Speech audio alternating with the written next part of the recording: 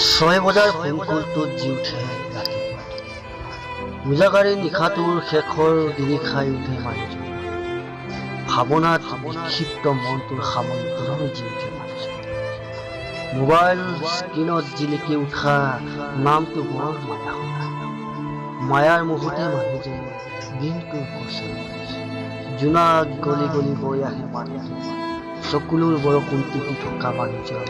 জগাই জগাই অবিনষ্ট চিন্তাৰ ক্ষোভত